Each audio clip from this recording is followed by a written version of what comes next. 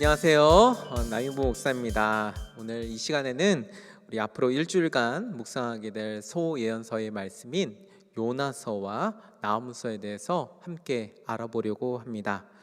소예언서의 말씀은 양 자체가 좀 많이 작다 보니까 우리가 쉽게 넘어가게 되는 그런 내용인데요. 그 내용들을 우리가 자세히 살펴보게 되면 그 안에 담겨져 있는 하나님의 마음과 그 뜻을 우리가 볼 수 있게 됩니다. 그래서 정말 보석과 같은 그런 말씀들이 많이 담겨 있는 것을 볼 수 있는데, 이 시간 그 보석과 같은 말씀들을 기대하는 마음으로 우리 각 성경의 개론을 함께 살펴보도록 하겠습니다. 먼저 요나서의 말씀을 살펴보도록 하겠습니다. 요나서는 예언서 중에서 사실 매우 특이한 성경이라고 할 수 있습니다. 왜냐하면 보통의 예언서 같은 경우는 하나님의 말씀을 받은 예언자가 그 말씀을 가지고 선포했던 그 말씀들을 기록한 성경입니다. 그러니까 하나님의 주신 말씀을 기록한 성경인 것이죠. 그런데 이 요나서는 하나님께 받은 말씀을 선포한 그 말씀을 기록한 성경이라기보다는 요나 선지자 그 자체가 경험했던 일들에 대해서 기록한 성경이기 때문에 그렇습니다. 이 특이한 성경인 요나서는 요나 선지자가 기록했는지 또는 다른 누군가가 기록했는지 그것은 명확히 알 수 없습니다. 단지 요나 선지자에 대해서만 언급한 그 말씀이 열왕기하 14장 25절 말씀을 통해 볼 수 있는데요. 이 말씀을 통해서 요나 선지자가 활동했던 시기 정도만을 우리가 추측해 볼 수 있습니다. 이 열왕기하 14장의 말씀은 여로보암 2세, 연도로 이야기한다면 주전 8세기 초중반에 있었던 그런 내용입니다. 같은 시기에 있었던 선지자로 호세아 선지자, 아모스 선지자가 이렇게 활동했습니다. 바로 그 시기에 이 요나 선지자도 활동했던 것으로 추측하게 됩니다. 사실 이 활동 시기에 대해서는 좀 논란의 부분이 많이 있습니다. 그 이유는 이 때가 아수르가 크게 부각된 시기는 아니었기 때문에 그렇습니다. 요나서 말씀 자체가 아수르의 수도였던 니느웨 성의 멸망에 대해 선포하는 이야기가 바로 요나서 내용인데요. 주전 8세기 초반에는 아직 아수르가 세계 무대에 얼굴을 드러내기 전이었습니다. 그래서 당시에 이스라엘도 아직 아수르의 수도인 니느웨에 대해서 잘 모르고 있었던 상황이었죠.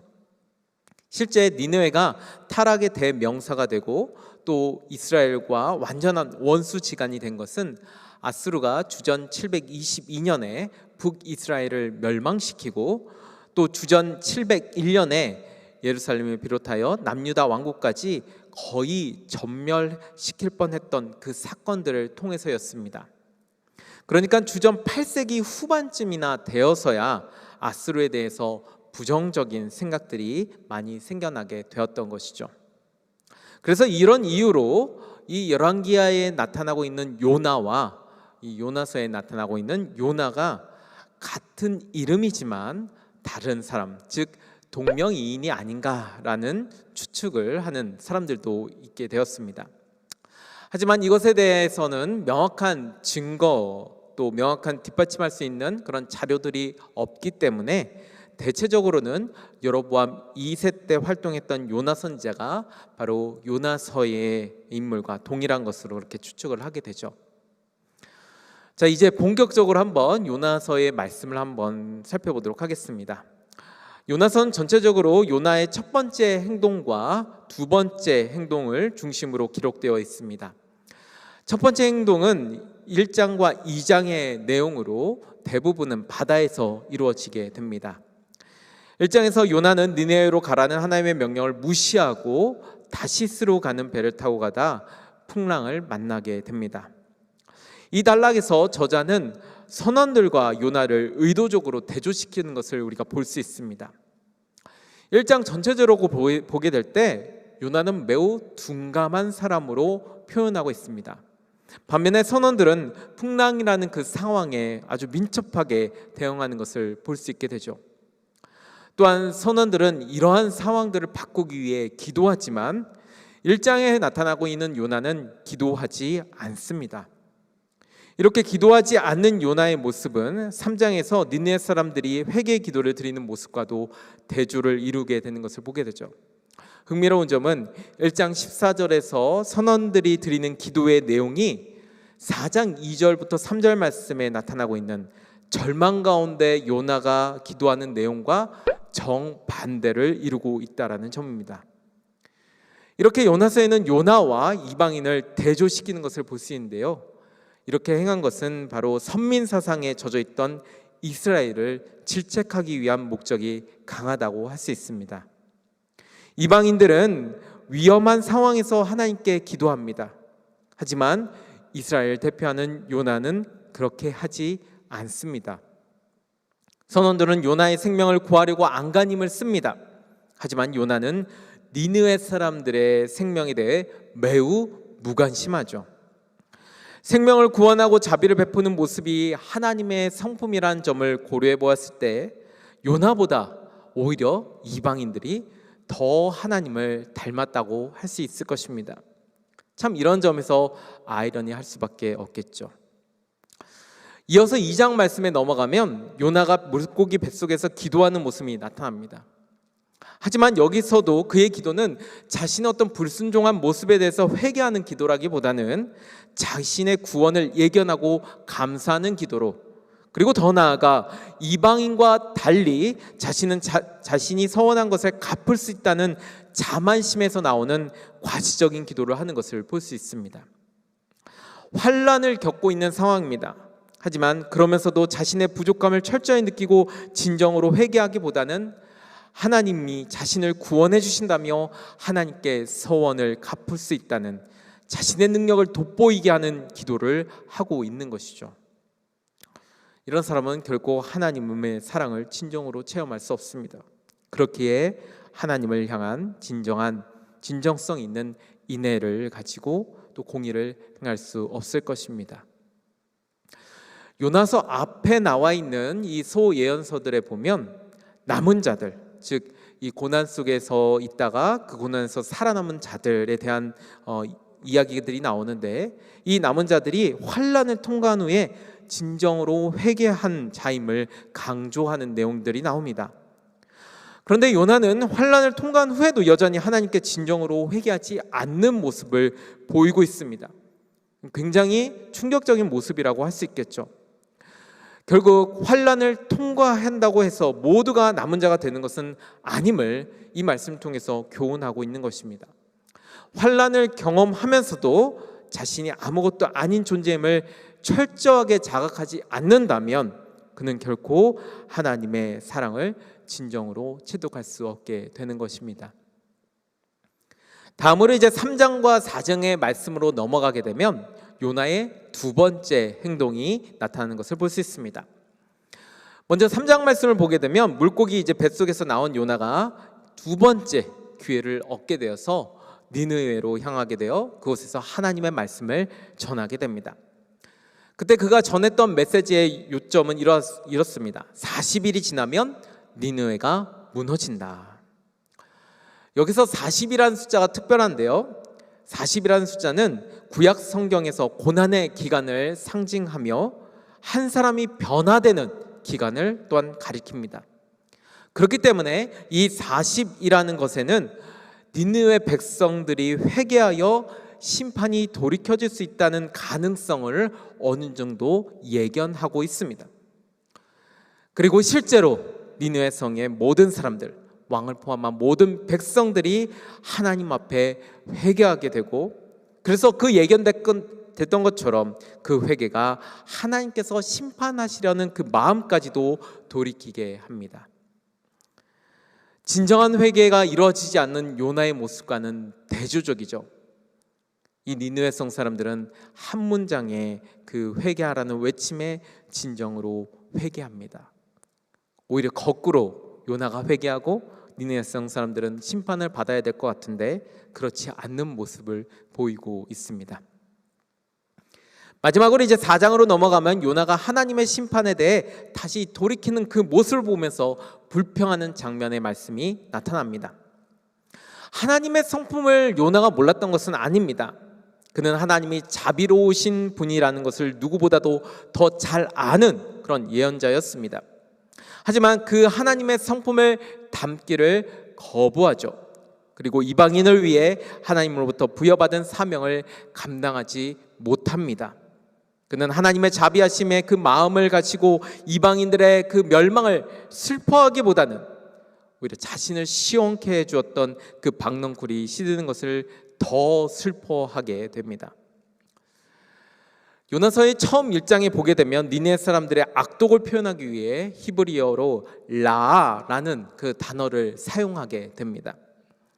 그런데 4장에서는 똑같은 표현이 이번에는 요나로부터 나오게 됩니다. 요나가 괴로워했다라는 말이 나오는데 그곳에 같은 단어인 라가 사용되고 있는 것이죠.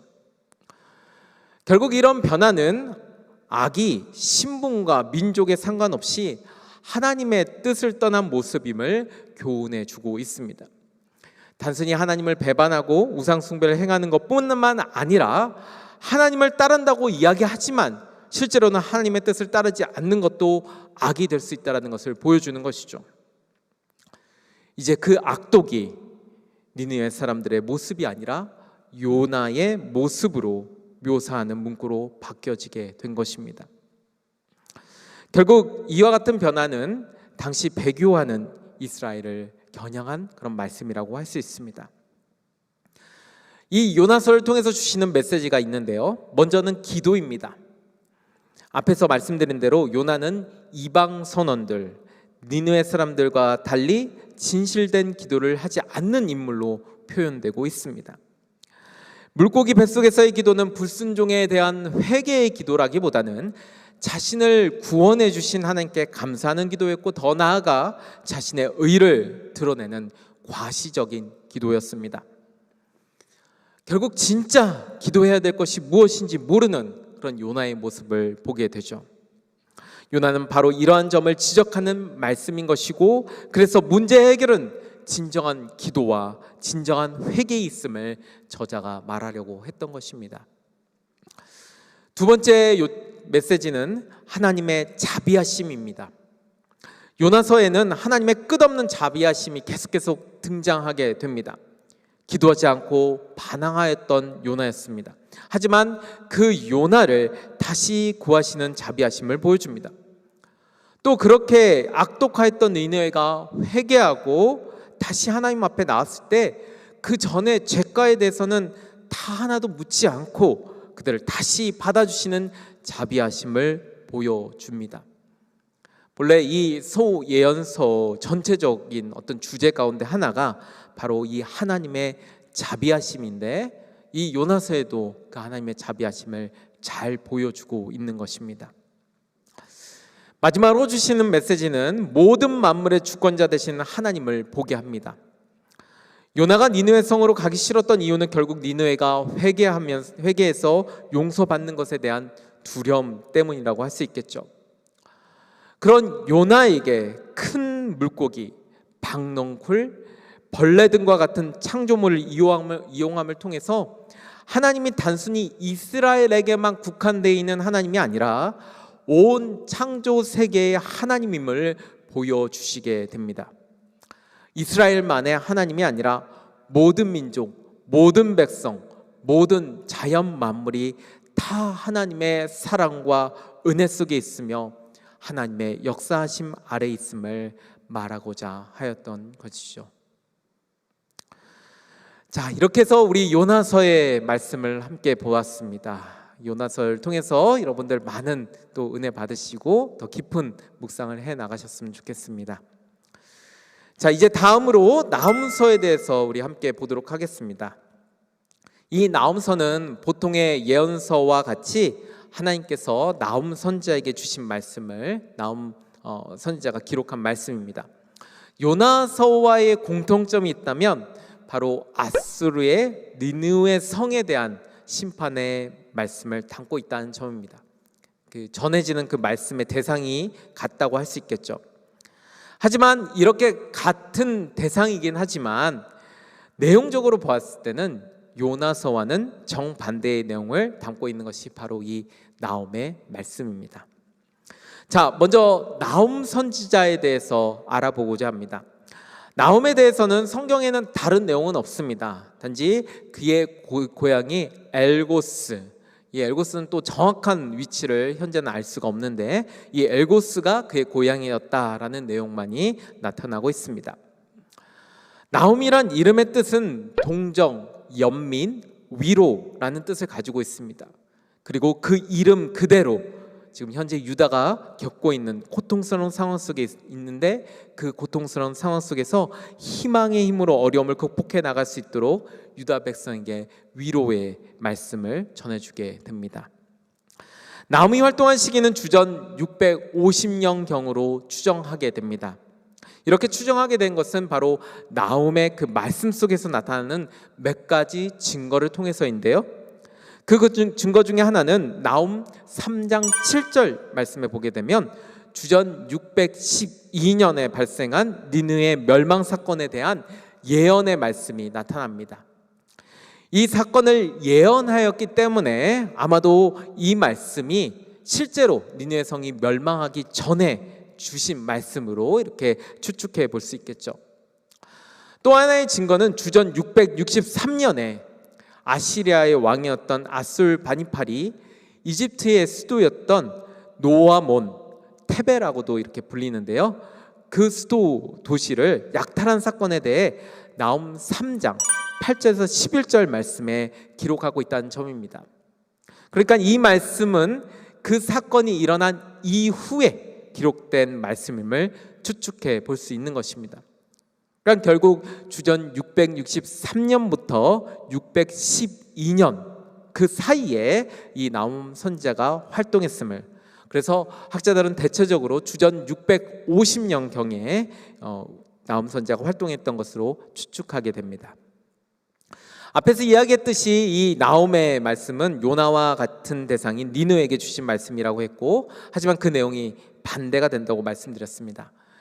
그래서 사실 이 신학적으로는 나훔서가 이 요나서를 보충해주는 인상이 짙다고 할 수 있죠.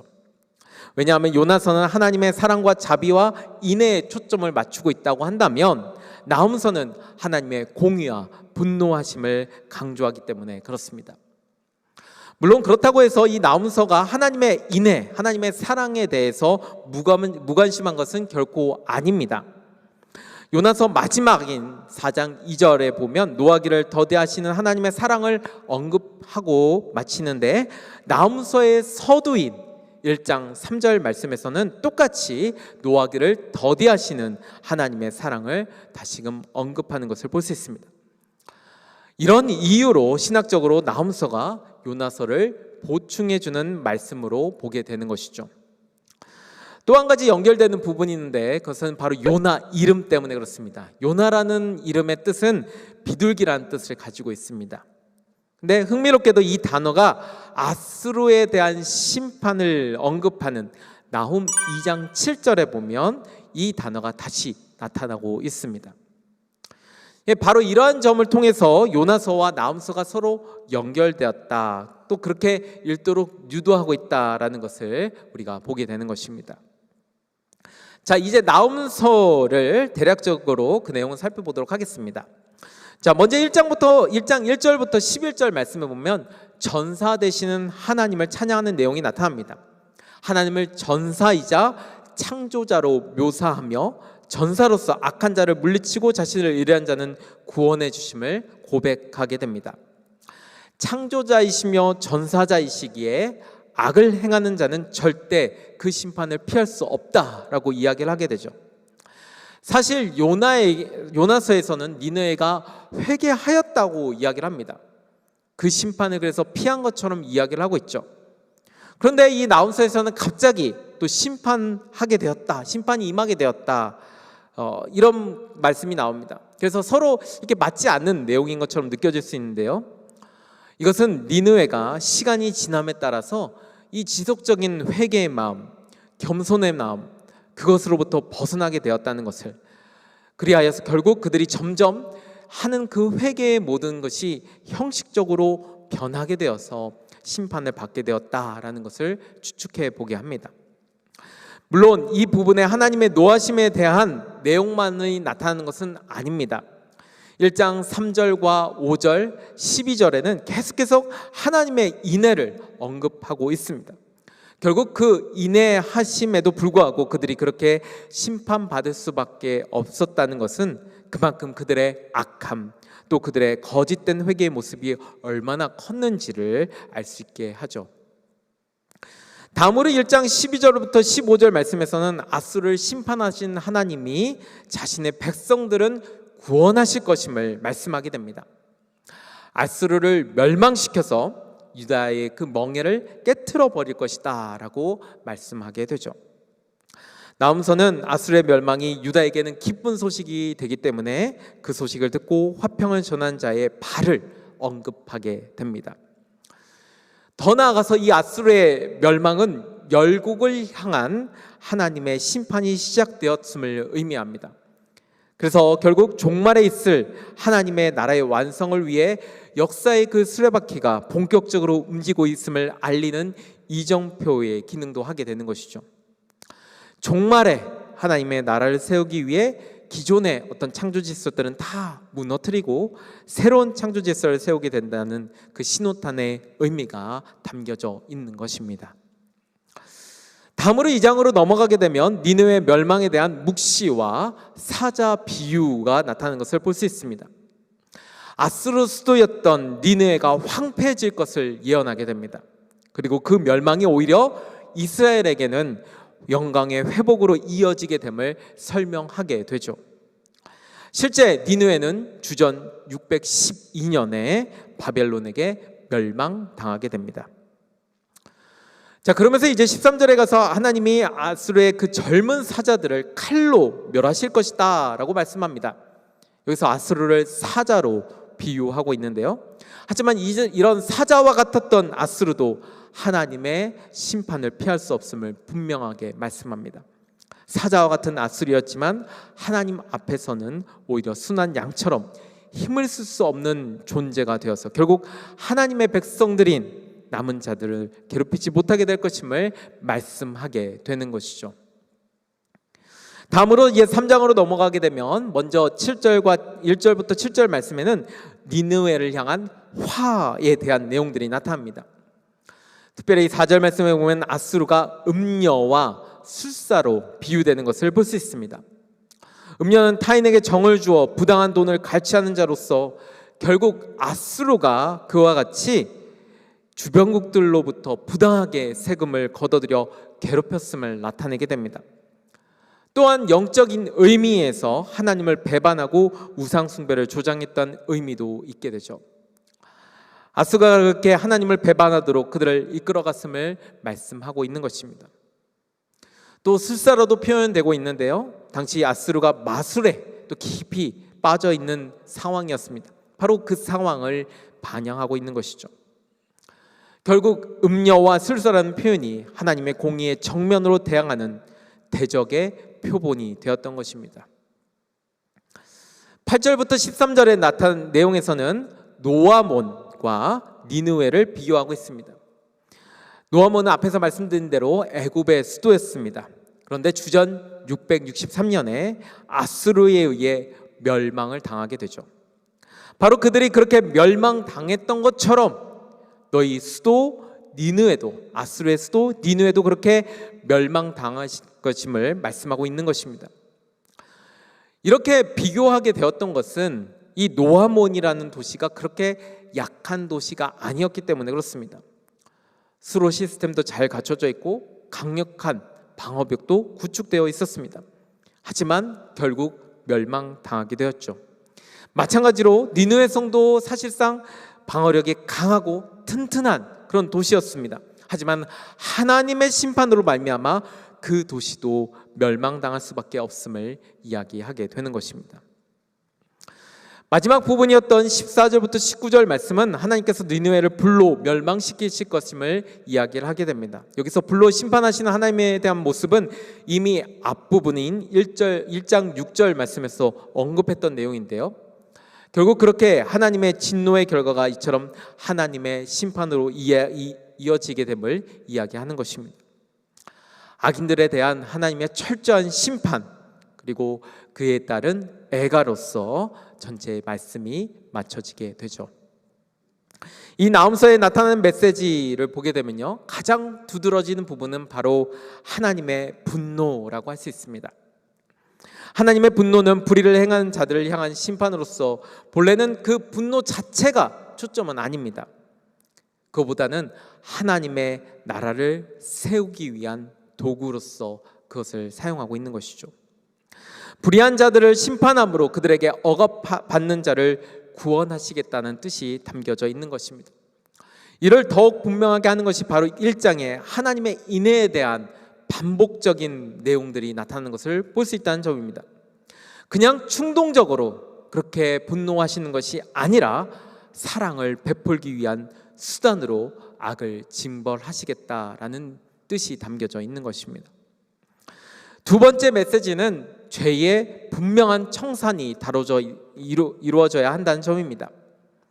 나훔서와 평행을 이루는 요나서는 니느웨 백성이 요나의 심판 선고를 듣고 회개하여서 하나님이 심판을 돌이켰음을 말합니다. 하지만 요나서의 후속서인 이 나훔서는 이 니느웨의 회개가 점점 잊혀지게 되어서 그것이 형식적인 회개, 거짓된 회개로 나아갔음을 보여줍니다. 이러한 점에서 나훔서는 죄의 온전한 청산, 지속적인 청산이 얼마나 중요한지를 나타낸다라고 할 수 있는 것이죠. 자, 이렇게 해서 메시지까지, 나훔서에 주시는 메시지까지 함께 살펴보았습니다. 우리가 짧은 시간 이 두 예언서의 말씀을 함께 보았는데요, 오늘 배운 내용들 우리가 잘 기억하여서 일주일이란 기간 동안, 짧은 시간 동안 이 두 예언서의 말씀을 묵상하게 되지만 우리가 짧은 시간 동안 깊이 있게 이 말씀을 잘 묵상하여서 이 말씀에서 이야기하는 그 하나님의 사랑, 또 하나님의 그 공의 다시금 마음에 새기는 그런 귀한 묵상의 시간 되시기를 바랍니다.